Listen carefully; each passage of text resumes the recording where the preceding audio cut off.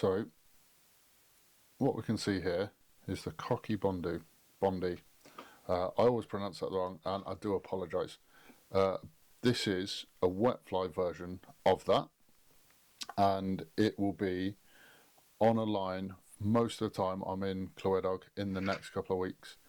I've seen a few variations, and this one, with regards to the wet fly, is probably the one I'm going to use. It looks plain, simple, but buggy, and here's how I'm going to do it.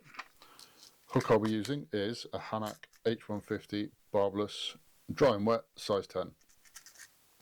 Fairly short shank, it doesn't need to be any longer, and got a little bit of weight to it. Some peacock herring, 2 or 3 stands of that. Fly Smith 32 denier GSP in black. So thin, but incredibly strong.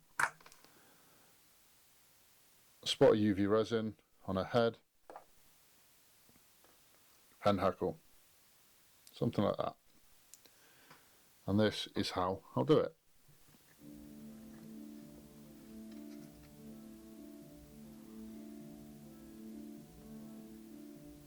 Get your hook in the vise, like so.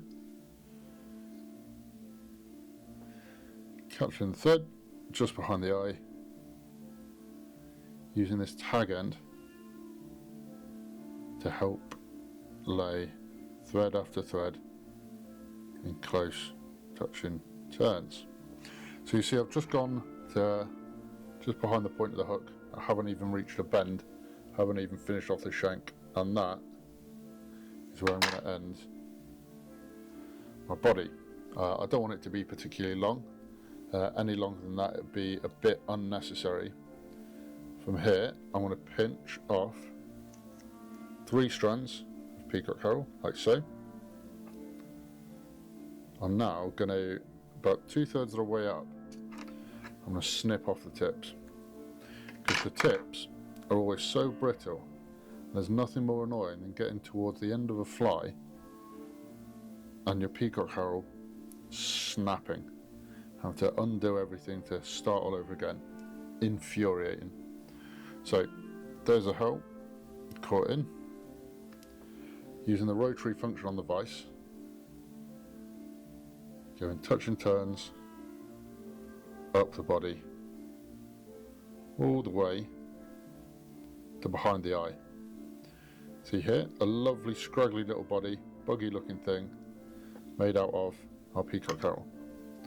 Create 2 turns of thread behind the hole, 2 turns in front of the hole, using a good quality set of scissors, snip away the waste. Gone. Rubbish. Bin it. Now for the hackling feather. We're not going to use all of this, so it'll be best to pinch away, say, about half of this all the way down. Then now I'm actually going to peel off the majority of it on one side as well. So it looks something like this.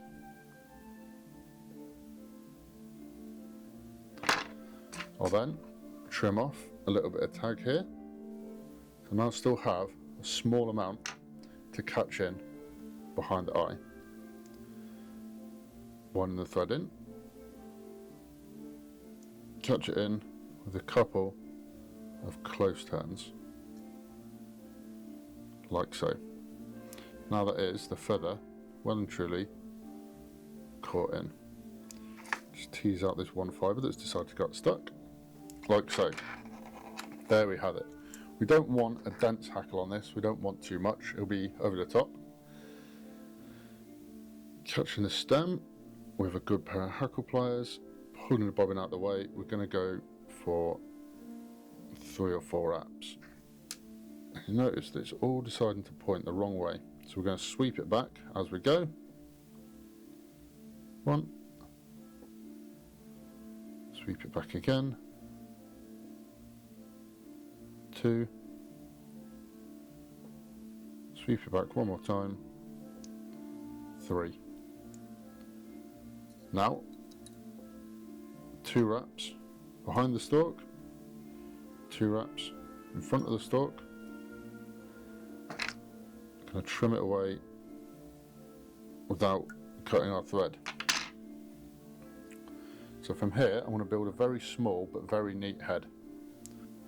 And with this 32 denier GSP being so thin, you're able to accurately lay wrap after wrap right next to each other without creating too much bulk. So at this point now, I want to hang the bobbin like so. I'm actually going to put the resin onto the thread. When trying to tie something really accurate and neat like this, I like to put the resin onto the thread so that there's less chance of it getting stuck in the fibres.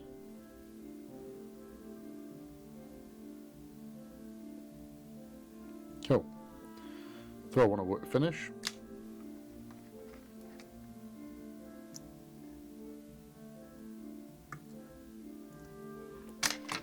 Trim away the thread.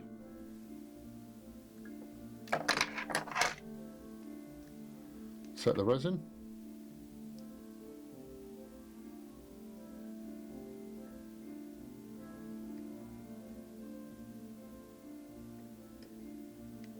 And there you have it. The Coch Bonddu wet fly.